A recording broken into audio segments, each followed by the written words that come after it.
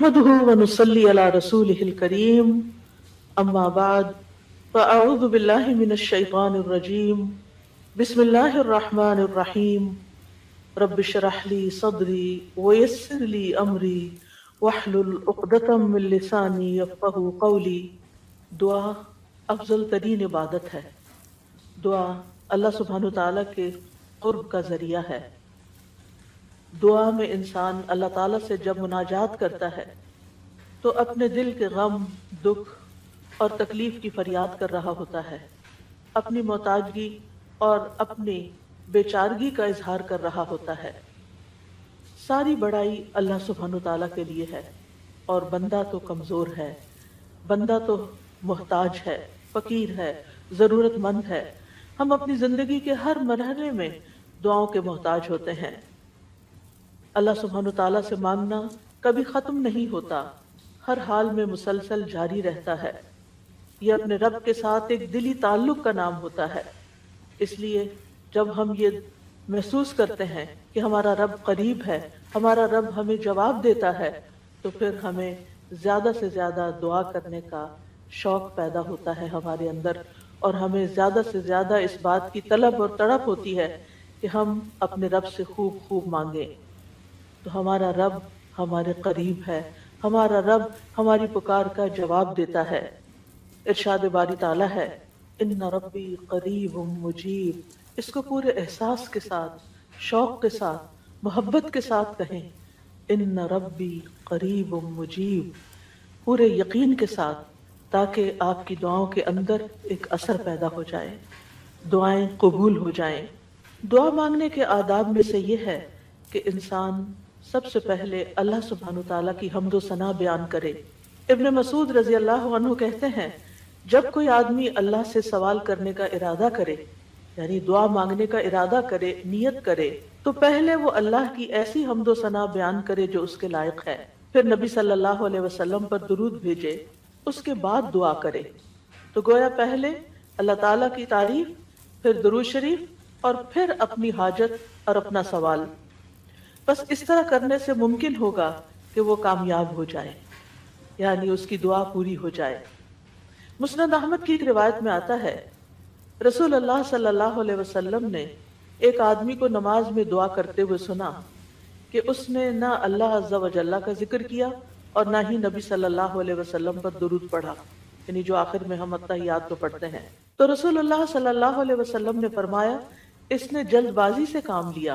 پھر اسے بلایا اور اسے اور دوسروں سے فرمایا، جب تم میں سے کوئی شخص نماز پڑھے تو پہلے اپنے رب کی تعریف و ثنا کرے.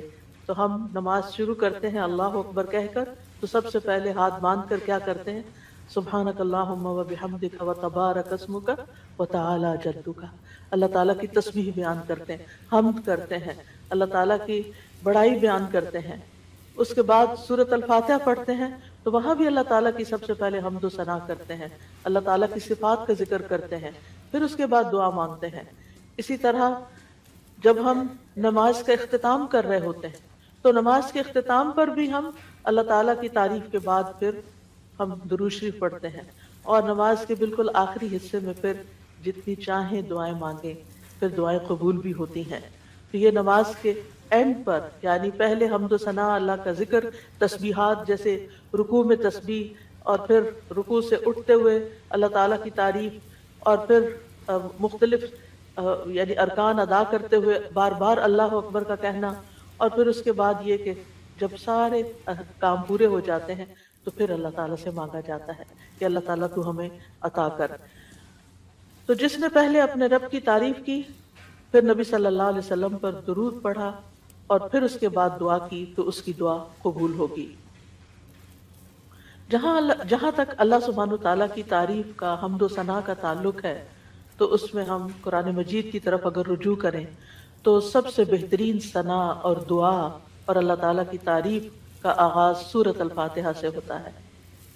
الحمد للہ رب العالمین الرحمن الرحیم مالک یوم الدین ایاک نعبد و ایاک نستعین اہدنا الصراط المستقیم صراط الذین انعمت علیہم غیر المغضوب علیہم ولا الضالین.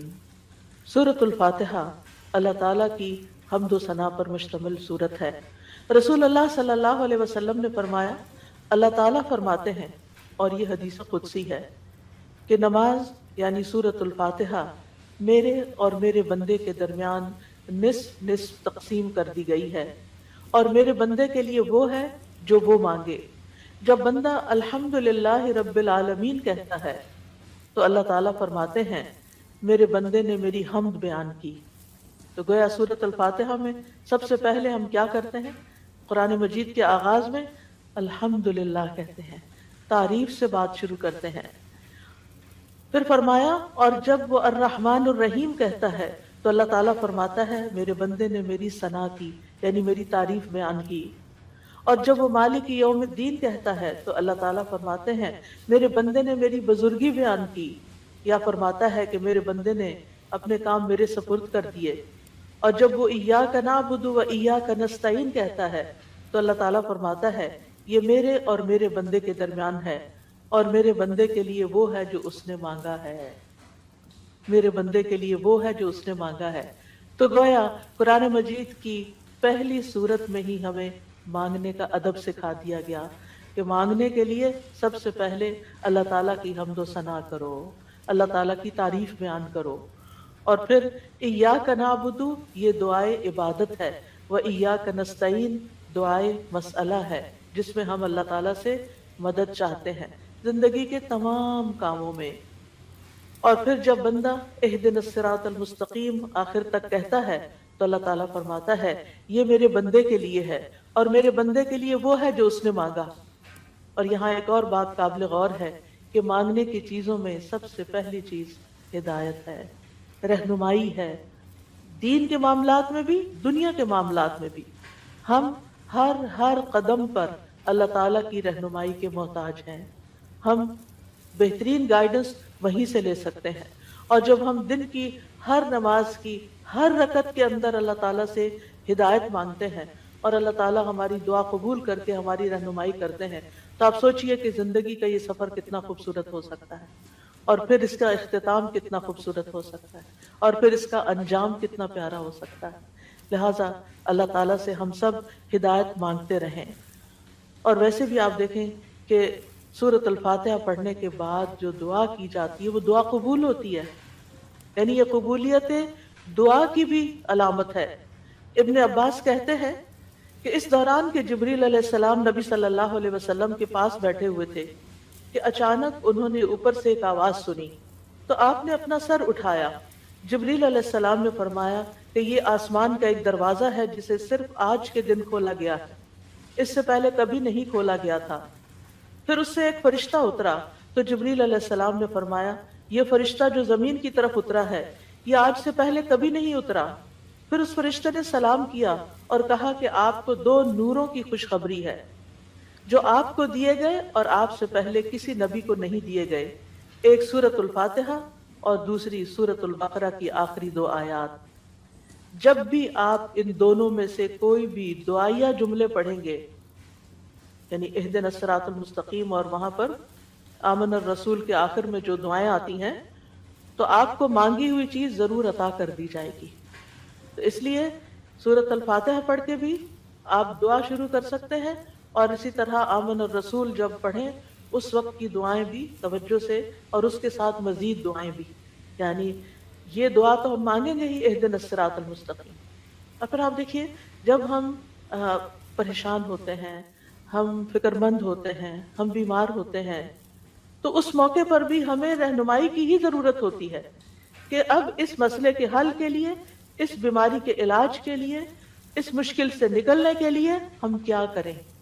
फिर अल्लाह ताला रास्ता दिखा देता है और हम उस रास्ते को इख्तियार करते हैं और उस मुश्किल से बाहर आ जाते हैं।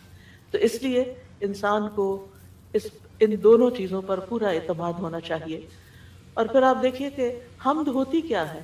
हम्द असल में अल्लाह ताला की तारीफ के लिए लफ्ज़ इस्तेमाल हो रहा है यहाँ पर, यानी मोहब्बत और ताज़ीम के साथ अल्लाह ताला का कामिल वस्फ बयान करना, अल्लाह ताला की तारीफ बयान करना। क्योंकि अल्लाह ताला अपनी ज़ात, अपनी सिफात, अपने अफ़आल, ये तीन लफ्ज़ याद रखिएगा, अपनी ज़ात, اپنی صفات اور اپنے افعال یعنی کاموں میں کامل ہے، پرفیکٹ ہے. اس کے علاوہ کوئی اور ایسا نہیں کہ جس کے اندر کمال ہو. یہ کمال صرف اللہ تعالیٰ کے لیے ہے. اس لیے تعریف بھی اللہ ہی کی. وَلِلَّهِ الْحَمْدُ رَبِّ السَّمَاوَاتِ وَرَبِّ الْأَرْضِ رَبِّ الْعَالَمِينَ. کہ سب تعریف اللہ ہی کے لیے ہے جو آسمانوں کا رب ہے، زمین کا رب ہے اور سارے جہان والوں کا رب ہے. کیونکہ اسی نے سب کو پیدا کیا، زمین و آسمان اور جو کچھ ان کے بیچ میں ہے. اور پھر یہ کہ ہر نعمت جو ہمیں ملی اسی کی طرف سے. سب چیزوں کو پیدا کرنے والا خالق وہ، ہمارا بھی خالق وہ، اور پھر اس کے بعد ہمارا مالک بھی وہ، ہمارا رازق بھی وہ. جو کچھ بھی ہمارے پاس ہے وَمَا بِكُم مِّن نِّعْمَةٍ فَمِنَ اللَّهِ، اسی کی طرف سے ہے. اس لیے سب تعریف بھی اسی کی. جب سب کچھ دیا اس نے تو پھر شکر بھی اسی کا ادا کرنا چاہیے. اور پھر آپ دیکھیے کہ ہدایت کا سبب جو کتاب اللہ ہے وہ بھی اللہ نے ہمیں دی، لہٰذا اس پر بھی اللہ تعالیٰ کی تعریف. تو اللہ تعالیٰ نہ صرف یہ کہ دنیا میں بلکہ آخرت میں بھی تعریف کا حقدار ہے. الحمدللہ الذی لہ ما فی السماوات وما فی الارض ولہ الحمد فی الآخرہ وہو الحکیم الخبیر. سب تعریف اللہ کے لیے ہے کہ جو کچھ آسمانوں میں ہے اور جو کچھ زمین میں ہے سب اسی کا ہے، اور آخرت میں بھی سب تعریف اسی کے لیے ہے. وہی کمال حکمت والا، ہر چیز کی خوب خبر رکھنے والا ہے. اور پھر اللہ تعالیٰ کی صفات کا جو ذکر ہے کہ کیوں نہ اس کی تعریف کی جائے، کیونکہ وہ تو مہربان ہے، رحمان اور رحیم ہے. اور اللہ تعالیٰ کی 100 رحمتیں ہیں جن میں سے صرف ایک اس دنیا کے لیے، باقی 99 آخرت کے لیے. اس لیے تعریف دنیا میں بھی اللہ کی اور آخرت میں بھی. اور پھر مالک یوم الدین بھی وہی ہے کہ جس دن ہمارے اعمال کا فیصلہ ہوگا. اس لیے تعریف اسی کی کہ اس نے یہ فیصلہ اپنے ہاتھ میں رکھا ہے. اور پھر ہم اسی کی عبادت کرتے ہیں. جس رب کی اتنی صفات ہوں پھر اس کی عبادت کیوں نہ کی جائے. اور اسی سے ہم مدد چاہتے ہیں اور سب سے پہلے ہدایت چاہتے ہیں، اور پھر انعام یافتہ لوگوں میں شامل ہونا چاہتے ہیں. ان لوگوں میں نہیں جن پر رب ناراض ہے، اور ان میں بھی نہیں کہ جو بھٹکے ہوئے لوگ ہیں. تو سورۃ الفاتحہ میں جہاں دعا کا ادب بیان ہو رہا ہے وہاں اللہ تعالیٰ کی صفات کا بھی ذکر ہے، کیونکہ فَلِلَّهِ الْأَسْمَاءُ الْحُسْنَى فَادْعُوهُ بِهَا. سب اچھے اچھے نام اللہ کے ہیں، لہٰذا ان ناموں کے ساتھ اس کو پکارو، یعنی اس کی صفات بیان کر کے، اس کی تعریف کر کے اس کو پکارو. نبی صلی اللہ علیہ وسلم جب صبح کے وقت اٹھتے تھے اور تہجد کی نماز شروع کرتے تھے تو اس وقت سب جو ہاتھ باندھ کر دعا پڑھتے تھے، یعنی اذا قام من اللیل یتہجد قال، اس وقت کیا پڑھتے؟ اللہم لک الحمد، اللہ سب تعریف تیرے ہی لیے ہے. انت قیم السماوات والارض ومن فیہن ولک الحمد لک ملک السماوات والارض ومن فیہن ولک الحمد انت نور السماوات والارض ولک الحمد انت الحق ووعدک الحق ولقاؤک حق وقولک حق والجنت حق والنار حق والنبیون حق ومحمد صلی اللہ علیہ وسلم حق والساعۃ حق. اس کے بعد دعا کرتے اللہم لک اسلمت وبک آمنت وعلیک توکلت وإلیک انبت وإلیک خاصمت وإلیک حاکمت فاغفر لی ما قدمت وما اخرت وما اسررت وما اعلنت انت المقدم وانت المؤخر لا الہ الا انت. یہ تھا آپ کی دعا مانگنے کا انداز. کتنی زیادہ پہلے اللہ تعالیٰ کی تعریف کی اور پھر اس کے بعد اپنا آپ اللہ تعالیٰ کے سپرد کیا، اور آخر میں جو سب سے زیادہ یعنی معصوم عن الخطا ہے نبی صلی اللہ علیہ وسلم، جن کی کوئی غلطیاں ہی نہیں، کوئی گناہ ہی نہیں، وہ کیا مانگ رہے ہیں؟ ایک چیز مانگ رہے ہیں، کیا؟ فاغفر لی ما قدمت وما اخرت وما اسررت وما اعلنت. اللہ تو مجھے بخش دے، میرے اگلے پچھلے پوشیدہ اور ظاہری گناہوں کو معاف کر دے. تو ہی پہلے تھا اور تو ہی آخر میں ہوگا، تیرے سوا کوئی معبود نہیں.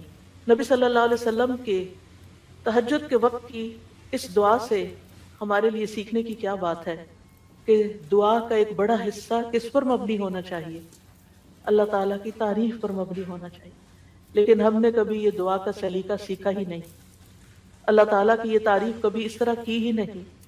ہمیں صرف اپنا آپ ہی یاد رہتا ہے، صرف اپنے مسائل یاد رہتے ہیں، صرف اپنی پریشانیوں کا ذکر رہتا ہے. اللہ تعالیٰ کی حمد و ثنا ہم بھولے رہتے ہیں. اور پھر یہ کہ اللہ سبحانہ و تعالیٰ کی حمد و ثنا کا حق ادا نہیں ہو سکتا جتنی بھی ہم کریں. اس لیے جو اللہ کے پیارے بندے ہوتے ہیں وہ اللہ تعالیٰ کی حمد و ثنا میں زیادہ وقت لگاتے ہیں. تو آج سے جو سیکھنے کی بات ہے، جو ٹیک ہوم میسج ہے، وہ یہ کہ ہم اگر چاہتے ہیں کہ اللہ تعالیٰ ہماری مشکلات آسان کریں، ہمیں بخش دیں دنیا میں بھی اور آخرت میں بھی، تو پھر اللہ کی تعریف بیان کریں، اللہ کی توحید بیان کریں، اللہ تعالیٰ کی حمد بیان کریں، اللہ تعالیٰ کی تکبیر بیان کریں، اللہ تعالیٰ کی تسبیح بیان کریں. اور پھر ہم دیکھتے ہیں کہ قیامت کے دن اللہ تعالیٰ نبی صلی اللہ علیہ وسلم کو سفارش کرنے سے پہلے اپنی حمد سکھائیں گے. یعنی ایک تو دنیا کے دعائیں ہیں نا جو دنیا میں ہم مانگتے ہیں، اور آخرت میں اس بات کی دعا کہ اللہ تعالیٰ آپ حساب کتاب قائم کر دیں، یہ بھی ایک دعا ہوگی نا. یہ سفارش ایک دعا ہے. لیکن اس سفارش سے پہلے کیا ہوگا؟ یعنی قیامت کے دن جب لوگ پریشان ہوں گے، انبیاء کے پاس جائیں گے تو انبیاء ان کو آگے بھیجتے جائیں گے حتیٰ کہ لوگ محمد صلی اللہ علیہ وسلم کے پاس آئیں گے. تو حدیث میں آتا ہے کہ وہ کہیں گے تم سب محمد صلی اللہ علیہ وسلم کے پاس جاؤ، اللہ نے ان کے اگلے پچھلے سب گناہ معاف فرما دیے ہیں. تو وہ سب میرے پاس آئیں گے تو میں سب کو لے کر اللہ کی بارگاہ میں حاضر ہونے کی اجازت چاہوں گا. اجازت ملنے پر سجدے میں گر پڑوں گا. عاجزی دیکھیے، ہمبلنس دیکھیے. اور جب تک اللہ چاہے گا میں سجدے میں ہی رہوں گا. یعنی جتنا اللہ پسند کرے گا اتنی دیر میں جھکا ہی رہوں گا. ہمارے سجدے کیسے ہوتے ہیں؟ ٹھونگے مار رہے ہوتے ہیں اوپر نیچے، بس تھوڑی سی ایکسرسائز. حکم ہوگا اے محمد اپنا سر سجدے سے اٹھاؤ، مانگو دیے جاؤ گے، کہو سنا جائے گا، اور سفارش کرو تمہاری سفارش قبول کی جائے گی. میں اپنا سر اٹھاؤں گا اور اللہ کی وہ حمد کروں گا جو مجھے اس کی طرف سے سکھائی جائے گی. اس دن سکھائی جائے گی اور وہ حمد وہیں ملے گی اور ان الفاظ سے حمد کریں گے. یعنی وہ حمد آج ہمیں نہیں پتا، آپ کو بھی نہیں پتا، اس وقت آپ کو سکھائی جائے. یعنی وہ ایسی حمد ہوگی جو اس سے پہلے کبھی نہیں ہوگی. اور پھر اللہ تعالیٰ کی حمد کے بعد آپ دعا کریں گے اور پھر حساب کتاب شروع ہو جائے گا. کیسا ہے وہ دن جس سے ہم غافل رہتے ہیں، جس کو ہم بھولے رہتے ہیں. اگر اس دن کی فکر لگ جائے تو دنیا کی ساری پریشانیاں ختم ہو جائیں، سارے دکھ دور ہو جائیں، سارے مسئلے ہی ختم ہو جائیں، کوئی مسئلہ ہی نہ رہے. اس لیے ہم سب کو اپنی زندگی کا اس رمضان میں جو سیکھنے کی بات ہے وہ یہ کہ دعائیں تو ہم کریں گے لیکن اس سے زیادہ ہم اللہ تعالیٰ کی حمد و ثنا بیان کریں گے. اللہ تعالیٰ کی حمد و ثنا کے دو حصے ہیں، ایک تسبیح ہے اور ایک تحمید ہے. اللہ سبحانہ تعالیٰ نے اپنی تسبیح اور تحمید دونوں کا حکم دیا ہے. سورۃ الحجر میں آتا ہے فسبح بحمد ربک، یعنی حمد کے ساتھ اور کیا کرو؟ تسبیح کرو. وَقُم مِّنَ السَّاجِدِينَ، اور سجدہ کرنے والوں میں سے ہو جائیں. سورۃ النصر میں آتا ہے فسبح بحمد ربک واستغفرہ انہ کان توابا. آپ اپنے رب کی حمد کے ساتھ اس کی تسبیح کیجئے اور اس سے بخشش طلب کیجئے، یقیناً وہ بڑا توبہ قبول کرنے والا ہے. سورۃ الواقعہ میں آتا ہے فسبح بسم ربک العظیم. سورۃ الاعلی میں آتا ہے سبح اسم ربک الاعلی، یعنی باقاعدہ تسبیح کا حکم دیا گیا ہے. ایک اور جگہ آتا ہے وسبح بحمد ربک بالعشی والابکار، صبح و شام اپنے رب کی حمد کے ساتھ تسبیح کیجیے. اللہ تعالیٰ اہل ایمان کو بھی حکم دیتے ہیں، مجھے اور آپ کو بھی حکم دیتے ہیں یا ایھا الذین آمنوا اذکروا اللہ ذکرا کثیرا وسبحوہ بکرۃ واصیلا. اے ایمان والو اللہ کو بکثرت یاد کرو اور صبح و شام اس کی تسبیح کیا کرو. کیوں؟ اس لیے کہ اللہ سبحانہ تعالیٰ نے خود اپنی تسبیح بیان کی ہے سبحان الذی اسری بعبدہ لیلا من المسجد الحرام الی المسجد الاقصی. فرشتے اس کی تسبیح بیان کرتے ہیں، یسبحون بحمد ربہم. انبیاء اس کی تسبیح بیان کرتے ہیں، رسول اللہ صلی اللہ علیہ وسلم اللہ تعالیٰ کی تسبیح بیان کرتے ہیں.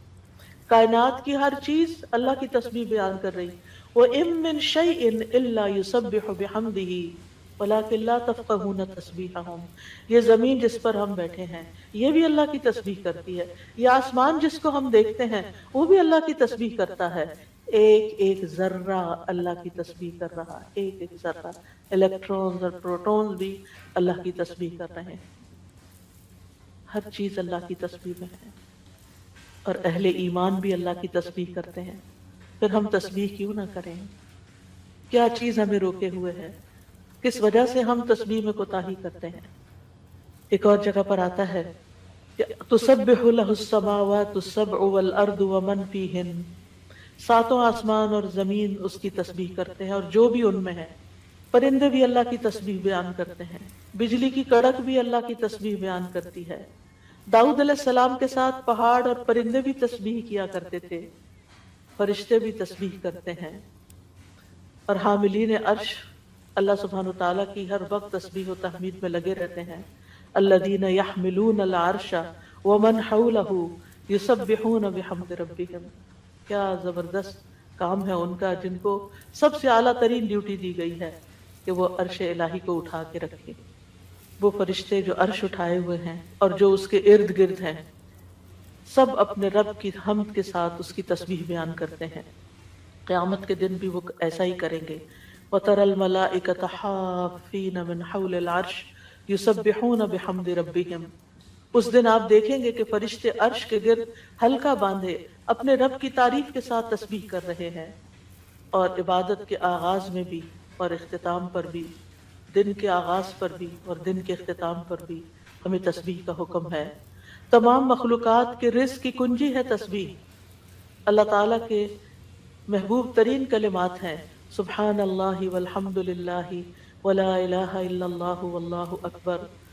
اللہ سبحانہ وتعالیٰ کو ہم سے زیادہ کوئی چیز محبوب نہیں. رسول اللہ صلی اللہ علیہ وسلم نے فرمایا ہم سے بڑھ کر کوئی چیز اللہ تعالیٰ کو زیادہ محبوب نہیں.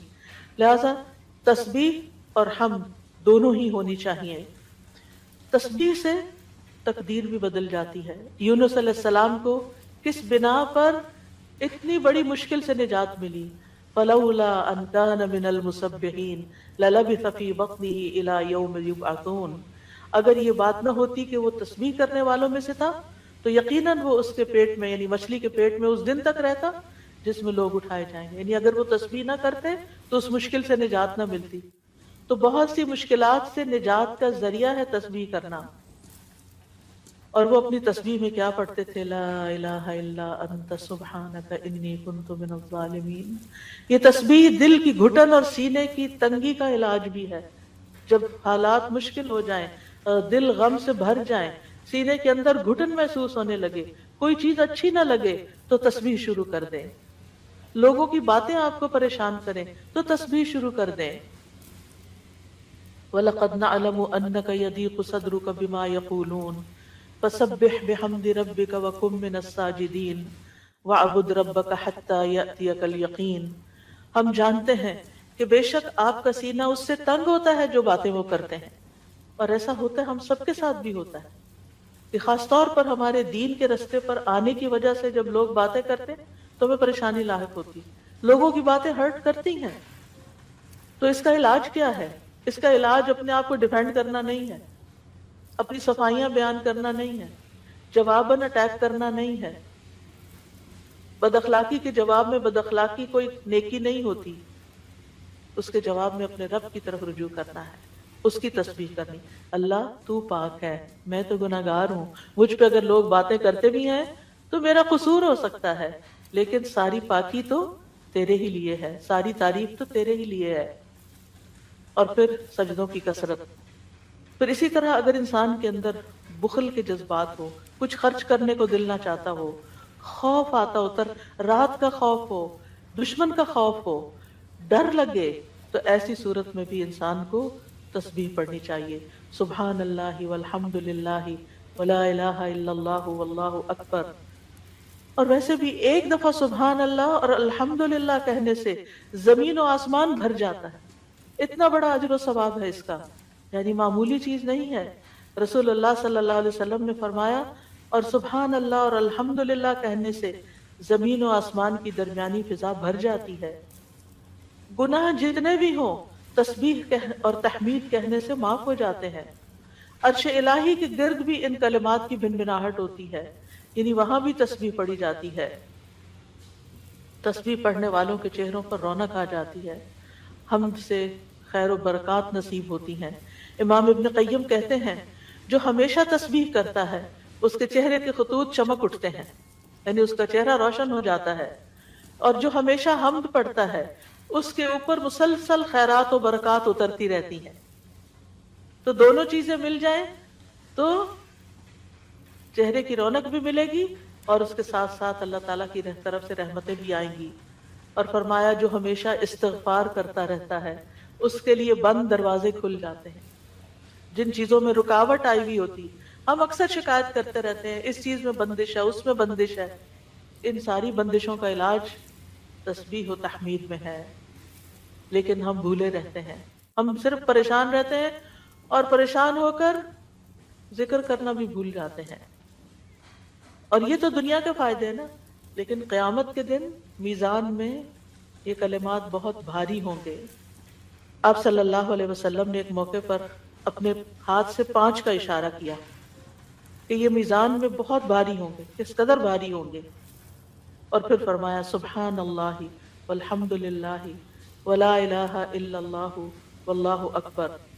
اور 5ویں چیز مسلمان کا فوت ہونے والا نیک بیٹا، اس کا باپ ثواب کی امید کے ساتھ اس پر صبر کرے. تو یہ 5ویں چیز ہے. یعنی اگر کسی والد یا والدہ یا والدین دونوں کا جوان بیٹا فوت ہو جائے اور وہ نیک بھی ہو، جس سے یہ توقع ہو کہ ہمارے مرنے کے بعد وہ ہمارے لیے دعائیں کرے گا، لیکن انسان اللہ کی خاطر صبر کر لیتا ہے، تو یہ صبر میزان میں بہت زیادہ وزنی ہو جائے گا. اور قیامت کے دن سب سے زیادہ بہترین بندے وہ ہوں گے جو دنیا میں سب سے زیادہ حمد کرنے والے ہوں گے. اللہ کی تسبیح اور تحمید کے مسنون کلمات بھی ہیں جو نبی صلی اللہ علیہ وسلم نے خود سکھائے. آپ صرف اتنا بھی پڑھ سکتے ہیں سبحان اللہ سبحان اللہ سبحان اللہ. آپ نے دیکھا ہوگا کچھ لوگوں کی گفتگو کا تکیہ کلام ہوتا ہے سبحان اللہ، اور دوسری بات میں وہ سبحان اللہ کہہ رہے ہوتے ہیں. اور خاص طور پر سبحان اللہ سورج طلوع ہونے اور غروب ہونے سے پہلے 100 بار پڑھا جائے تو یہ 100 اونٹوں سے زیادہ بہتر ہے. پھر اسی طرح سبحان اللہ کا مطلب کیا ہے کہ اللہ تعالیٰ پاک ہے. کس چیز سے؟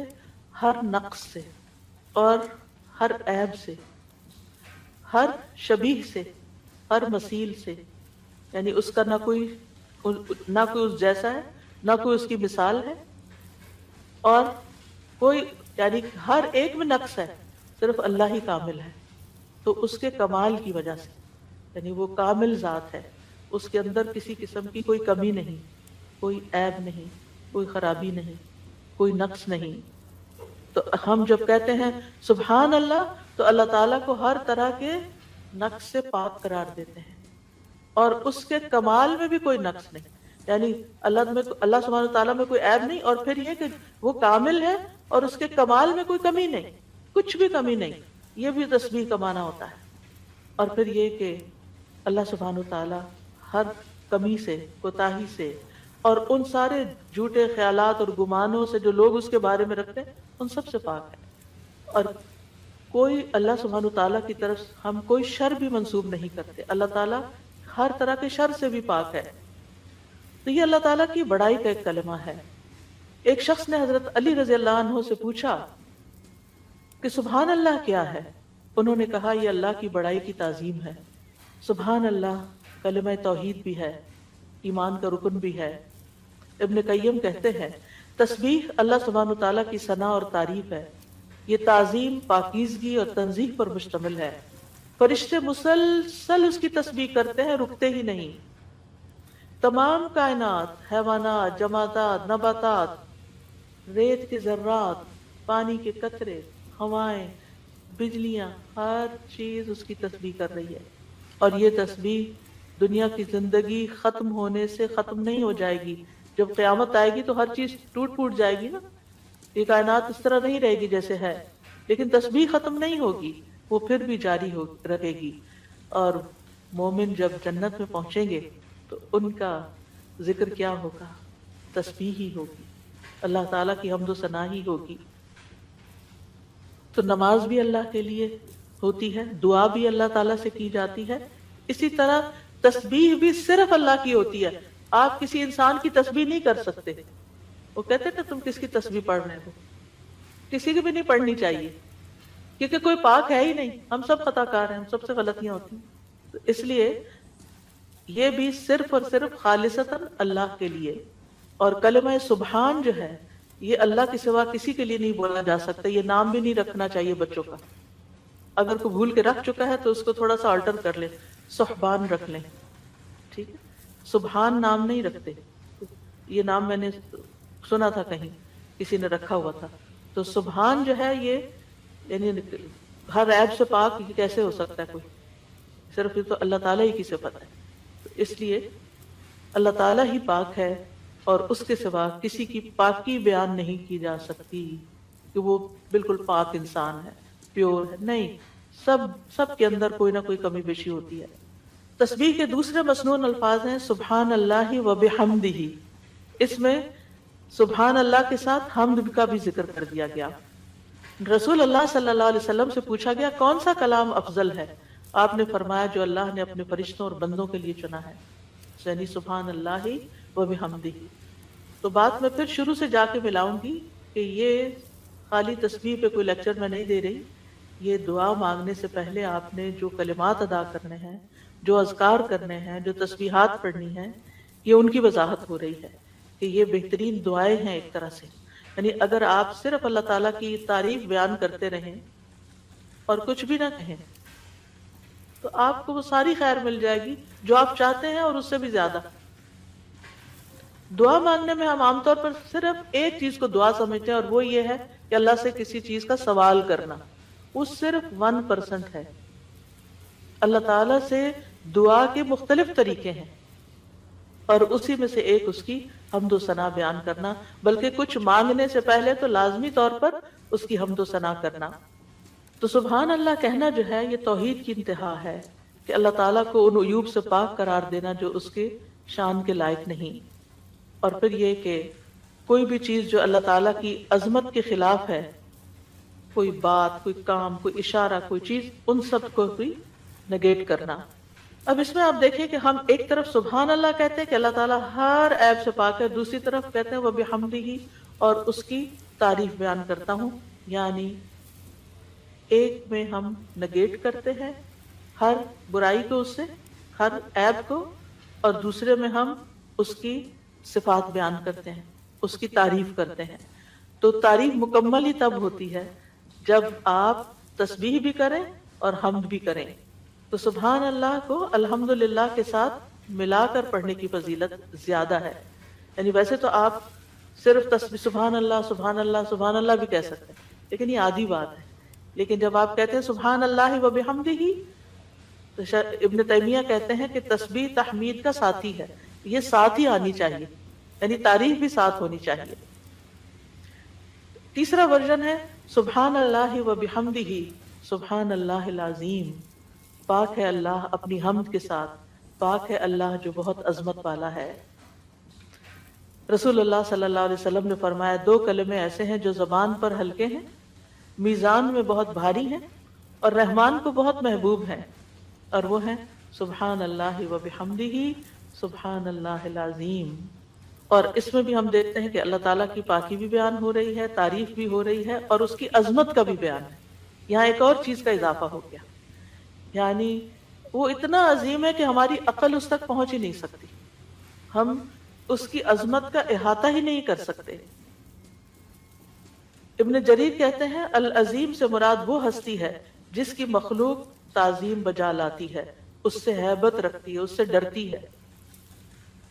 यानी इतनी अजीम, यानी हम ये क्यों कहते हैं सुबहान अल्लाह अजीम? अल्लाह ताला के तो बहुत से नाम है, बहुत सी सिफात है, یہ اصل میں ہم اپنی کم مائگی کا اعتراف کر رہے ہوتے ہیں کہ یا اللہ آپ اتنے بڑے ہیں کہ ہم تو آپ کی تعریف کا حق ہی ادا نہیں کر سکتے، اور یہ ایک حقیقت ہے، ہم حق ادا نہیں کر سکتے، ہم اللہ تعالیٰ کی عظمت کو پا ہی نہیں سکتے، وہ ہمارے گمان سے کہیں بڑا ہے، یعنی جتنا بڑا آپ اس کو خیال کریں وہ اس سے بھی آگے، وہ اپنی ذات میں بھی عظیم ہے اور اپنی صفات میں بھی عظیم ہے۔ پھر ایک اور ورژن ہے سبحان اللہ والحمد للہ ولا الہ الا اللہ واللہ اکبر، اللہ پاک ہے، اسی کی تعریف ہے، اس کے علاوہ کوئی معبود نہیں ہے اور اللہ سب سے بڑا ہے۔ نبی صلی اللہ علیہ وسلم نے فرمایا جب تم سبحان اللہ کہو گے تو اللہ تعالیٰ کہے گا تم نے سچ کہا، جب تم الحمدللہ کہو گے تو اللہ تعالیٰ فرمائے گا تم نے سچ کہا، جب تم لا الہ الا اللہ کہو گے تو اللہ تعالیٰ فرمائے گا تم نے سچ کہا، جب تم اللہ اکبر کہو گے تو اللہ تعالیٰ فرمائے گا تم نے سچ کہا۔ لیکن ہم نے کبھی آج تک سوچا کہ ہم جو کہہ رہے ہیں اللہ تعالیٰ کیا جواب دے رہے ہیں؟ سبحان اللہ والحمد للہ ولا الہ الا اللہ واللہ اکبر، یعنی ایک طرف ہم اللہ تعالیٰ کو پاک قرار دیتے ہیں، پھر اس کی تعریف بیان کرتے ہیں اس کی تمام صفات کمال و جمال کے ساتھ، پھر اللہ تعالیٰ کی توحید بیان کرتے ہیں لا الہ الا اللہ کہہ کر، اور پھر اللہ اکبر کہہ کر کیا کہتے ہیں کہ اللہ تعالیٰ سب سے بڑا معبود، سب سے بڑا ہے۔ یعنی سب سے بڑے کا کیا مطلب ہے؟ جن بھی چیزوں سے ہم امپریس ہو جاتے ہیں، جن کی بڑائی اور ہیبت ہمارے دل میں آ جاتی ہے، جن کے بارے میں ہمارا یہ عقیدہ یہ خیال بن جاتا ہے کہ یہ بڑی چیز ہے، اللہ ان سب سے بڑا ہے۔ یعنی اللہ کے مقابلے میں یا اللہ سے بڑھ کر کسی اور کی بڑائی ہے ہی نہیں، اور ہمارے دل میں بھی نہیں ہونی چاہیے، وہ نکل جانی چاہیے۔ جب ہم اللہ اکبر کہتے ہیں تو ہمیں واقعی اس کو اللہ کو بڑا مانتے ہوئے کہنا چاہیے، صرف زبان سے الفاظ نہیں دہرانے۔ یعنی بعض اوقات ہم کسی کے پاس بہت دولت دیکھتے ہیں یا سنتے ہیں کہ اچھا اتنا، ایسے ہی کسی کے بارے میں وہ گزرتے گزرتے میں نے دیکھا کہ ان کے پاس فلاں چیز 500 کروڑ کی ہے، ان کا اچھا اب کتنے ہی لوگ ہوں گے کہ جو دیکھ دیکھ کے واو کر رہے ہوں گے کہ 500 کروڑ، اوئے ہوئے ہوئے۔ ایسی یہ انسان کی کمزوری ہے، اپنے جیسے انسانوں کے پاس اگر کوئی چیز دیکھتا ہے، اگر آپ کہیں کہ فلاں کے پاس ایک گھر بھرا ہوا سونے کا ہے، ان کا اچھا، ہم دوسروں کے مال و دولت سے امپریس ہو جاتے ہیں۔ پھر اسی طرح ہم کسی کے علم، کسی کی ڈگریاں، اس کے پاس 4 PhDs ہے، اچھا ہم متاثر ہو جاتے ہیں، فلاں اتنا بڑا، فلاں یونیورسٹی کا پروفیسر ہے، فلاں سائنٹسٹ ہے، فلاں شاعر ہے، فلاں ڈاکٹر ہے۔ یہ ساری چیزیں ہم جب اپنی عام کسی بھی مجلس میں بیٹھ کے آپ لوگوں کی گفتگو کو دیکھیں کہ وہ لوگوں کی بڑائی سے ان کے دل کتنے بھرے ہوئے ہوتے ہیں اور ان کی باتوں کو کتنے غور سے سنتے ہیں، پھر کیا ہم واقعی اللہ تعالیٰ کو بھی ایسی اہمیت دیتے ہیں اور اسی عظمت کے احساس کے ساتھ ہم اللہ تعالیٰ کی تعریف کر رہے ہوتے ہیں یہ صرف الفاظ دہرا رہے ہوتے ہیں؟ تو اللہ سبحانہ و تعالیٰ سب عقل رکھنے والوں سے بڑی عقل رکھتا ہے، سب حکمت والوں سے بڑا حکیم ہے، سب رزق رکھنے والوں سے بڑا رازق ہے، غنی ہے، القدیر ہے، العزیز ہے، الرحیم ہے۔ پھر ایک اور ورژن ہے تسبیح کا، سبحان اللہ و بحمدہ استغفر اللہ و اتوب الیہ۔ میرے خیال ہے ایک ہمارا کارڈ بھی ہے تسبیحات کا، اویلیبل ہے الحمدللہ، اچھا پیچھے موجود ہے، تو آپ یہ کارڈ ضرور لے لیجئے، اور اس کارڈ سے کم از کم یہ سارے ورژنز آپ کو انشاءاللہ مل جائیں گے کہ مختلف الفاظ میں ہم اللہ تعالیٰ کی تسبیح کرتے رہیں جو ہمیں رسول اللہ صلی اللہ علیہ وسلم نے سکھائے ہیں، ہمیں وہ پتہ ہونے چاہیے۔ ہم اگر ہمیں یاد نہیں، ہمیں سیکوینس نہیں معلوم، سیکوینس تو ہم نے خود ہی بنایا ہے، یعنی ہم پھر مس کر جاتے ہیں نا جب کوئی چیز رینڈملی پڑھ رہے ہوتے ہیں ادھر ادھر سے، لیکن جب ایک چیز آپ کے سامنے ہوگی تو اس کو بھی اس طرح نہیں پڑھنا کہ بس ایک پنچورے کی طرح بس آپ اس کو ایک وظیفے کی کتاب بنا لیں، اس کو بھی ٹھہر ٹھہر کے پڑھنا ہے، محسوس کر کر کے پڑھنا ہے کہ اللہ واقعی بڑا ہے۔ تو 5واں جو ورژن ہے وہ ہے سبحان اللہ و بحمدہ استغفر اللہ و اتوب الیہ۔ میں اللہ کی پاکیزگی بیان کرتا ہوں، اس کی حمد کے ساتھ میں اللہ سے بخشش کا طلبگار ہوں اور اسی کی طرف رجوع کرتا ہوں۔ حضرت عائشہ کہتی ہیں کہ رسول اللہ صلی اللہ علیہ وسلم کثرت سے یہ فرمایا کرتے تھے، سبحان اللہ و بحمدہ استغفر اللہ و اتوب الیہ۔ حضرت عائشہ کہتی ہے میں نے پوچھا اے اللہ کے رسول، میں آپ کو دیکھتی ہوں آپ بکثرت یہ پڑھتے رہتے ہیں، تو آپ نے فرمایا میرے رب نے مجھے خبر دی ہے کہ میں جلد ہی اپنی امت میں ایک نشانی دیکھوں گا، اور جب میں اس کو دیکھ لوں تو بکثرت کہوں، یعنی اللہ تعالیٰ کی طرف سے مجھے حکم ملا ہے، وہ نشانی میں دیکھ چکا ہوں۔ اذا جاء نصر اللہ والفتح ورأیت الناس يدخلون فی دین اللہ افواجا فسبح بحمد ربک واستغفر۔ اب یہاں ایک اور چیز کا اضافہ ہوگا، تسبیح بھی، حمد بھی، اور پھر استغفار بھی، اور اسی پر تو اللہ تعالیٰ کی حمد و ثنا کے ساتھ ہمیں استغفار بھی کرنا چاہیے، ساری مشکلات انشاءاللہ آسان ہو جائیں گی۔ چھٹی تسبیح، سبحان اللہ و بحمدہ عدد خلقہ ورضا نفسہ وزنۃ عرشہ ومداد کلماتہ۔ پاکیزگی ہے اللہ کی اس کی تعریفوں کے ساتھ، اس قدر جتنی کہ اس کی مخلوق ہے، اتنی کہ وہ اس سے راضی ہو جائے، اور اس کے عرش کے وزن کے برابر، اور اس قدر جتنی کہ اس کے کلمات کی روشنائی ہے۔ رسول اللہ صلی اللہ علیہ وسلم حضرت جویریہ کے پاس سے نکلتے ہیں صبح کی نماز ادا کرنے کے لیے، وہ اپنی جائے نماز پر بیٹھی ہوئی تھی، پھر دن چڑھے واپس انہی کے پاس تشریف لاتے ہیں، وہ وہیں بیٹھی ہوئی تھی۔ آپ نے فرمایا جس وقت میں تمہارے پاس سے گیا ہوں تم اسی طرح بیٹھی ہو؟ انہوں نے عرض کیا جی ہاں۔ نبی صلی اللہ علیہ وسلم نے فرمایا میں نے تمہارے بعد ایسے 4 کلمات 3 بار کہے ہیں کہ اگر تمہارے آج کے کہے ہوئے کلمات کو ان کے ساتھ وزن کیا جائے تو ان کلمات کا وزن زیادہ ہوگا، اور وہ ہیں سبحان اللہ و بحمدہ عدد خلقہ ورضا نفسہ وزنۃ عرشہ ومداد کلماتہ۔ اللہ سبحانہ وتعالیٰ کی حمد و ثنا، سبحان اللہ و بحمدہ، تسبیح حمد کے ساتھ، کتنی دفعہ؟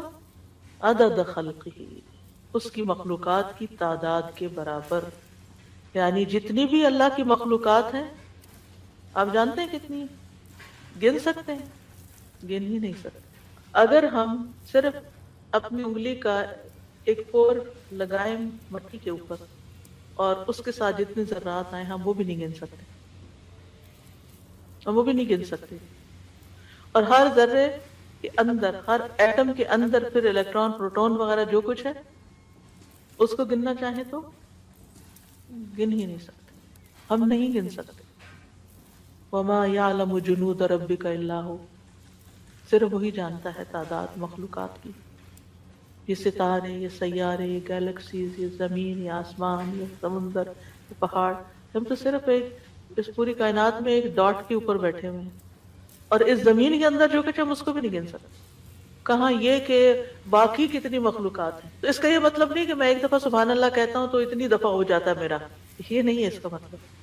اس کا مطلب یہ ہے کہ اللہ سبحانہ وتعالیٰ کی اتنی زیادہ تعریف ہے، وہ اتنی تعریف کے لائق ہے، یعنی وہ اتنی تعریف ڈیزرو کرتا ہے جتنی مخلوقات کی تعداد ہے۔ اور آپ کو معلوم ہے وَإِن مِّن شَيْءٍ إِلَّا يُسَبِّحُ بِحَمْدِهِ، کوئی چیز ایسی نہیں جو اس کی تسبیح نہ کر رہی ہو۔ تو سبحان اللہ و بحمدہ عدد خلقہ، یعنی ان ساری مخلوقات کے ساتھ میں بھی شریک ہو رہا ہوں جو اللہ کی تسبیح میں لگی، ایک ایک ذرہ اللہ کی تسبیح کر رہا ہے۔ اس کے لیے تو نہ کوئی کاؤنٹ ہے نہ نمبر ہے، گن ہی نہیں سکتے۔ ہمارے پاس کوئی تسبیح ایسی، ہم 100 دانوں کی تسبیح لے کے خوش ہو جاتے ہیں، ہم تسبیح کر رہے ہیں۔ ایک 100 دفعہ پڑھ لینا، کوئی 100 دفعہ پڑھ لیا، اپنے آپ کو ہی تسلی دے دیتے ہیں۔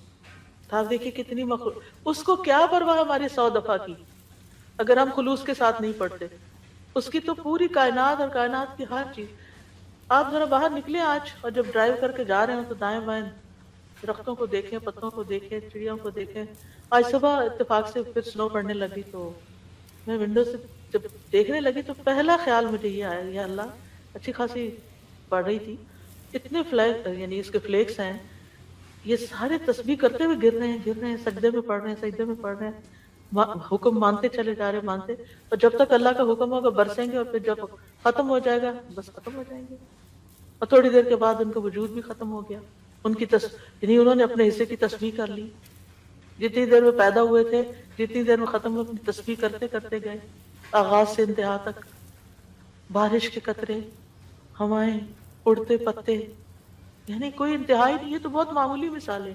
اگر انسان غور کرنا شروع کرے تو کوئی اس کی انتہا نہیں. عدد خلقہ، دل بھر کے کہا کریں عدد خلقہ، اور اپنے امیجنیشن کو بڑھائیں. پھر آپ دیکھیں گے کہ آپ کے اندر اللہ کی محبت کیسی آئے گی. تو جس کی تسبیح، جس کی تعریف اتنی کائنات کر رہی، اگر میں نے کوتاہی کی تو سراسر میرا ہی نقصان ہے، اس کا کچھ نہیں بگڑے گا. اس کو پرواہ ہی نہیں ہے میں کرتی ہوں یا نہیں، اس کو نہیں پرواہ. ہاں اگر میں دل سے کرتی ہوں اور محبت سے کرتی ہوں تو وہ بڑا ہی قدردان ہے. پھر اس کے بعد، اور اس میں آپ دیکھیں کہ مخلوقات کی صرف ایک قسم مراد نہیں ہے. جن، انسان، فرشتے، چھوٹے بڑے، جانور، حیوان، پرند چرند، سب کے سب. پھر اس کے بعد وردا نفسی ہی، اور اس کی نفس کی رضا کے مطابق، یعنی جس سے وہ راضی ہو جائے، جتنی اس کے نفس کی رضا ہے، جتنی اللہ تعالیٰ اپنی ذات کے لیے تسبیح کو پسند کرتا ہے. یعنی میرے پاس تو الفاظ ہی نہیں، کیونکہ اللہ کی رضا کیا ہے؟ وَرِضْوَانُ اللَّهِ اکبر، سب سے بڑی چیز ہے اللہ کی رضا. یا انسان یوں کہ میں اللہ کی تسبیح کر رہی ہوں حتیٰ کہ وہ راضی ہو جائے، اور پھر اس کے بعد بھی تسبیح کر رہی ہوں، اس کے بعد بھی حمد ہے. وہ مجھ سے راضی بھی ہو جائے پھر بھی میں مزید کروں گی. یہ نہیں کہ میرا ایم یہ ہے کہ بس اللہ کو راضی کرنا ہے اور راضی ہو گیا بس میرا کام ختم. نہیں، اس سے زیادہ، اس سے آگے. وزنت عرشہ، اس کے عرش کے وزن کے برابر. یعنی میں اتنی حمد اور تسبیح بیان کر رہی ہوں جتنا عرش کا وزن ہے. عرش ساری مخلوقات میں سے سب سے بڑی چیز ہے. وَهُوَ رَبُّ الْعَرْشِ الْعَظِيمِ. ابو درداء کہتے ہیں نبی صلی اللہ علیہ وسلم نے فرمایا، ابو ذر کہتے ہیں نبی صلی اللہ علیہ وسلم نے فرمایا، اے ابو ذر، کرسی کے مقابلے میں 7 آسمان اس طرح ہے جیسے بیابان زمین میں کوئی چھلا پڑا ہوا ہو. پھر کرسی کے مقابلے میں عرش کا حجم اتنا ہے جیسے اس چھلے کے مقابلے میں بیابان کا وجود ہے. سبحان اللہ. اگر کرسی جو وسع کرسی السماوات والارض ہے، اس کی حیثیت اتنی ہے عرش کے سامنے جیسے زمین و آسمان کی کرسی کے سامنے، تو پھر عرش کتنا بڑا ہوگا. اور آپ کو معلوم ہے کہ اس کی مقدار کو اللہ کے سوا کوئی نہیں جانتا. تمام مخلوقات سے اونچا ہے وہ. یعنی مخلوقات کے بعد جو ہے وہ پانی ہے، آسمان ہے، اور آسمان کے بعد پانی، اور پانی کے بعد اوپر اللہ سبحانہ وتعالیٰ کا عرش ہے. یعنی آسمان کے بعد جنت کے 100 درجے ہیں، اور ہر درجے کا درمیانی فاصلہ جو ہے وہ اتنا ہی ہے جیسے زمین اور آسمان کے بیچ کا فاصلہ. اور جنت الفردوس کی چھت اس کے اوپر عرش ہے. اس لیے حضرت آسیہ نے کہا تھا رب ابن لی عندک بیتا فی الجنہ، کہ قرب ہی قرب ہو، کیونکہ اس قرب میں لذت ہے، اس کو قریب محسوس کرنے میں اصل مزہ ہے. اور حقیقت یہ ہے کہ اس دنیا میں سب سے زیادہ خوبصورت احساس، سب سے زیادہ لذت والی چیز رب کی معرفت ہے. یہ سب سے بڑی حقیقت ہے، سب سے بڑا ٹروتھ ہے. جو اپنے رب کو پا لیتا ہے اور اپنے رب کے قرب کو محسوس کر لیتا ہے، پھر اس کے سامنے دنیا کی ہر نعمت چھوٹی ہو جاتی ہے، ہر مسئلہ چھوٹا ہو جاتا ہے، کیونکہ اس نے پا لیا ہے جس کو پانا چاہیے تھا، جس کے لیے وہ بھیجا گیا تھا دنیا میں، اس نے اس کو پا لیا ہے. تو بہرحال اللہ تعالیٰ کے عرش کے وزن کے برابر اس کی حمد و ثنا. وَمِدَادَ كَلِمَاتِهِ، کلمات سے مراد اللہ کا وہ کلام ہے جس کے ساتھ اللہ نے اپنے رسولوں کے ساتھ کلام کیا، جو کتابوں کی شکل میں اتارا، جو اس کے لوح محفوظ میں ہے. یہ کلام، اس کی وسعت کیا ہے؟ قرآن مجید میں آتا ہے قُلْ لَوْ كَانَ الْبَحْرُ مِدَادًا لِكَلِمَاتِ رَبِّهِ لَنَفِدَ الْبَحْرُ قَبْلَ أَن تَنفَدَ كَلِمَاتُ رَبِّي وَلَوْ جِئْنَا بِمِثْلِهِ مَدَدًا. کہہ دیجئے اگر سمندر میرے رب کی باتوں کے لیے سیاہی بن جائے تو یقیناً سمندر ختم ہو جائے گا اس سے پہلے کہ ہمارے رب کی بات، اس سے پہلے کہ میرے رب کی باتیں ختم ہوں، اگرچہ ہم اس کے برابر اور سیاہی لے آئے. دوسری جگہ پر آتا ہے 7 ابحر، 7 سمندر بھی مزید آ جائیں تو خشک ہو جائیں گے لکھ لکھ کر، لیکن رب کے کلمات ختم نہیں ہوں گے، اس کے برابر اللہ کی تعریف۔ اور یہاں پر ایک طرح سے بطور مبالغہ سب چیزوں کی مثال دی گئی ہے، ورنہ اللہ کی تعریف تو اس سے بھی زیادہ، اس کا تو کوئی شمار ہی نہیں کر سکتا۔ پھر ہم اپنی ساری زندگی میں کتنی تسبیح کر رہے ہیں، کیا کر لیا ہم نے؟ کچھ بہت بڑا مارکا مار لیا۔ پھر کس بات کا غرور، کس بات کا تکبر کہ ہم کیا چیز ہیں، ہم کتنے نیک ہیں، یہ تو خیال آنا بھی نہیں چاہیے۔ حاملین عرش، جو فرشتے عرش اٹھائے ہوئے ہیں، وہ اللہ تعالیٰ کی تسبیح بیان کرتے ہیں اور کہتے ہیں ما عبدناک حق عبادتک، ہم نے آپ کی عبادت کا حق ہی ادا نہیں کیا۔ وہ اللہ کی عظمت کو جانتے ہیں نا، اس لیے کہتے ہیں کہ ہم نے عبادت کا حق ادا نہیں کیا۔ ہم اللہ تعالیٰ کی عظمت کو نہیں جانتے، ہم اللہ کی معرفت نہیں رکھتے، لہٰذا ہم بڑی تسلی میں ہیں کہ ہم نے تو عبادت کر لی، ہم تو ساری نیکیاں کر رہے ہیں، یہ بھی کر لیا، یہ بھی کر لیا، یہ بھی کھانے پورے کر لیے۔ ساتویں حمد، اللہ اکبر کبیرہ والحمد للہ کثیرا وسبحان اللہ بکرۃ واصیلا۔ بہت ہی خوبصورت کلمات ہیں۔ اللہ سب سے بڑا ہے، بہت بڑا، اور تمام تعریف اللہ کے لیے ہے، بہت زیادہ، اور تسبیح اللہ ہی کے لیے ہے صبح اور شام۔ ابن عمر کہتے ہیں ہم رسول اللہ صلی اللہ علیہ وسلم کے ساتھ نماز پڑھ رہے تھے کہ لوگوں میں سے ایک آدمی نے کہا اللہ اکبر کبیرہ والحمد للہ کثیرا وسبحان اللہ بکرۃ واصیلا، تو رسول اللہ صلی اللہ علیہ وسلم نے فرمایا یہ اس طرح کے کلمات کہنے والا کون ہے؟ تو لوگوں کی جماعت میں سے ایک آدمی نے عرض کیا اللہ کے رسول میں ہوں۔ آپ نے فرمایا کہ مجھے تعجب ہوا کہ اس کے لیے آسمان کے دروازے کھول دیے گئے، یعنی ان کلمات کے لیے جو اس محبت اور شوق سے اس نے پڑھے۔ ابن عمر کہتے ہیں میں نے ان کلمات کو پھر کبھی بھی نہیں چھوڑا۔ افسوس کہ ہمیں زندگی میں بڑی دیر سے پتہ چلا ہے، اور جو ہم نے دعائیں رٹی ہوئی ہیں ان کو ہم آٹو پہ لگا کے شروع کر دیتے ہیں اور بھول جاتے ہیں کہ ہم بھی اللہ اکبر کہہ کے سب سے پہلے ہاتھ باندھ کر اللہ کی تکبیر بیان کریں۔ لیکن انشاءاللہ اگر کوشش جاری رہی تو عادت بھی ہو جائے گی۔ وہ کہتے ہیں جب سے میں نے رسول اللہ صلی اللہ علیہ وسلم سے یہ بات سنی کہ اس کے لیے آسمان کے دروازے کھول دیے گئے، میں نے اس کو چھوڑا ہی نہیں، اور ہم نے کبھی اس کو پڑھا ہی نہیں۔ علم ہونے اور نہ ہونے میں بہت بڑا فرق ہے۔ ہم دو چار باتیں جان لیتے ہیں تو ہم سمجھتے ہیں ہم نے سب کچھ سیکھ لیا، اور کیا سیکھنا ہے، اس کی ضرورت محسوس نہیں کرتے۔ تو بہرحال اس میں اللہ تعالیٰ کی بہت زیادہ بڑائی کا اظہار ہے، اس کی تعظیم ہے، اس کی بہت زیادہ تعریف ہے، اور اس کی تسبیح ہے صبح و شام۔ اور ساتویں تسبیح سبحانک اللہم وبحمدک وتبارک اسمک وتعالی جدک ولا الہ غیرک۔ اے اللہ تو پاک ہے اپنی تعریف کے ساتھ، تیرا نام بڑی برکت والا ہے، تیری بزرگی بلند و برتر ہے، تیرے علاوہ کوئی الہ نہیں۔ رسول اللہ صلی اللہ علیہ وسلم نے فرمایا بے شک اللہ کو سب سے زیادہ محبوب کلام یہ ہے کہ بندہ یوں کہے سبحانک اللہم وبحمدک وتبارک اسمک وتعالی جدک ولا الہ غیرک۔ اور اس میں اللہ تعالیٰ کے نام کی خیر و برکت کا ذکر بھی ہے، تبارک اسم ربک، تبارک اسمک۔ پھر آٹھویں تسبیح سبحان اللہ لا شریک لہ لہ الملک ولہ الحمد وہو علی کل شیء قدیر لا حول ولا قوۃ الا باللہ سبحان اللہ وبحمدہ۔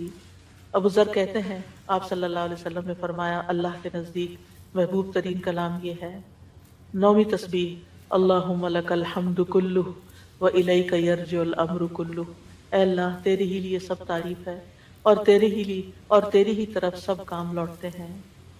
ایک اعرابی نے کہا کہ مجھے کوئی دعا سکھا دے جس سے مجھے فائدہ پہنچے، تو آپ نے اس کو یہ دعا سکھا دی اللہم لک الحمد کلہ، ساری ہی تعریف تیرے لیے، والیک یرجع الامر کلہ، سارے معاملات تیرے ہی حضور پیش ہوتے ہیں، یعنی تعریف کا حقدار بھی تو ہی ہے، اور اس کے بعد یہ کہ ہمارے اعمال ہوں یا کام ہوں یا جو بھی معاملات ہوں سب کے سب تیرے ہی پاس جا رہے ہیں۔ دسویں تعریف اللہم ربنا لک الحمد ملء السماوات وملء الارض وملء ما شئت من شیء بعد، اے اللہ اے ہمارے رب تیرے ہی لیے ہر قسم کی تعریف ہے جس سے کہ آسمان بھر جائیں، زمین بھر جائے، اور ہر وہ چیز بھر جائے جسے تو چاہے کہ وہ بھر جائے۔ رسول اللہ صلی اللہ علیہ وسلم یہ دعا مانگا کرتے تھے، اور یہ دعا جو ہے اس میں اللہ تعالیٰ کی حمد ہے جس کی کوئی تعریف نہیں، جس کو کوئی شمار نہیں کر سکتا۔ اور پھر سبحان اللہ عدد ما خلق، آپ سب بھی پڑھیے میرے پیچھے، سبحان اللہ عدد ما خلق، سبحان اللہ ملء ما خلق، سبحان اللہ عدد ما فی الارض والسماء، سبحان اللہ ملء ما فی السماء والارض، سبحان اللہ ملء ما خلق، سبحان اللہ عدد ما احصا کتابہ و سبحان اللہ ملء کل شیء۔ میں اللہ کی پاکیزگی بیان کرتا ہوں، ان چیزوں کی گنتی کے برابر جو زمین و آسمان میں ہیں۔ میں اللہ کی اتنی پاکیزگی بیان کرتا ہوں جس سے وہ چیزیں بھر جائیں جو آسمان و زمین میں ہیں۔ کیا کہا؟ اتنی پاکیزگی بیان کرتا ہوں کہ جس سے ہر وہ چیز بھر جائے جو آسمان اور زمین میں ہے۔ اتنی بھر بھر کے میں تعریف کر رہا ہوں اللہ کی۔ میں اللہ کی پاکیزگی بیان کرتا ہوں جس سے اس کی مخلوقات بھر جائیں۔ میں اللہ کی پاکیزگی بیان کرتا ہوں ان چیزوں کی گنتی کے برابر جن کو اس نے اپنی کتاب میں شمار کیا، یعنی لوح محفوظ میں۔ اور میں اللہ کی اتنی پاکیزگی بیان کرتا ہوں جس سے ہر چیز بھر جائے۔ اور یہ خوبصورت ترین دعا ہے اللہ تعالیٰ کی تعریف کی۔ 12ویں تعریف ہے یا بدیع السماوات یا حی یا قیوم انی اسألک۔ اے آسمانوں کو پیدا کرنے والے، اے زندہ اور قائم رہنے والے، بے شک میں تجھ سے سوال کرتا ہوں۔ اب سوال پہ آ رہے ہیں کہ میں تجھی سے مانگتا ہوں، یعنی جس نے ہر چیز کو پیدا کیا، آسمان اور زمین کو نئے سرے سے پیدا کیا، وہ کچھ بھی کر سکتا ہے، اس کے لیے کوئی چیز بھی مشکل نہیں۔ اور پھر اس میں اللہ تعالیٰ کے اور ناموں کا بھی واسطہ ہے، الحی القیوم کا بھی۔ 13ویں تعریف اللہم انی اسألک انی اشہد انک انت اللہ لا الہ الا انت الاحد الصمد الذی لم یلد ولم یولد ولم یکن لہ کفوا احد۔ اے اللہ، بے شک میں تجھ سے سوال کرتا ہوں، بے شک میں گواہی دیتا ہوں کہ یقیناً تو ہی اللہ ہے، تیرے سوا کوئی الہ نہیں، تو ایک ہے، بے نیاز ہے، ایسی ذات ہے جس نے کسی کو جنم نہیں دیا اور نہ ہی تو جنم دیا گیا ہے، اور نہ ہی اس کا کوئی ہمسر ہے، اور نہ ہی وہ جنم دیا گیا اور نہ ہی اس کا کوئی ہمسر ہے۔ یہ وہ کلمات ہیں کہ جن کے بارے میں آپ صلی اللہ علیہ وسلم نے فرمایا تم نے اللہ سے اس کا وہ نام لے کر مانگا ہے کہ جب اس کے اس نام کے ساتھ سوال کیا جاتا ہے تو وہ عطا کرتا ہے، یعنی وہ دیتا ہے تمہیں، اور جب اس کے ساتھ دعا کی جاتی ہے تو قبول فرماتا ہے۔ اور پھر 14ویں تعریف اللہم انی اسألک بأن لک الحمد لا الہ الا انت وحدک لا شریک لک المنان بدیع السماوات والارض ذی الجلال والاکرام۔ اے اللہ، میں تجھ سے مانگتا ہوں، یعنی پہلے تعریف کر لی ساری، پھر آخر میں سوال کر لیا، اللہ تجھ سے مانگتا ہوں اس وسیلے سے کہ ساری ہم تیرے لیے ہیں، تیرے سوا کوئی اور معبود نہیں، تو اکیلا ہے، تیرا کوئی شریک نہیں، اے بہت زیادہ احسان کرنے والے اور آسمانوں اور زمین کو پیدا کرنے والے، جلال اور اکرام والے۔ نبی صلی اللہ علیہ وسلم نے ایک بار ایک آدمی کو اس طرح دعا کرتے ہوئے دیکھا تو آپ نے فرمایا یقیناً تو نے اللہ سے اس کے اسم اعظم کے ذریعے دعا مانگی ہے، جب اس کے ذریعے دعا مانگی جائے تو اللہ اسے ضرور قبول کرتا ہے، اور جب اس کے ذریعے سوال کیا جائے تو ضرور عطا کرتا ہے۔ تو دعا کرنے سے پہلے حمد و ثنا کرنی چاہیے، کیونکہ آج جمعہ ہے اور ہمیں جلدی مکمل کرنا ہے، جمعہ کا دن ہے۔ آج آپ درود ویسے ہی پڑھتے رہیے،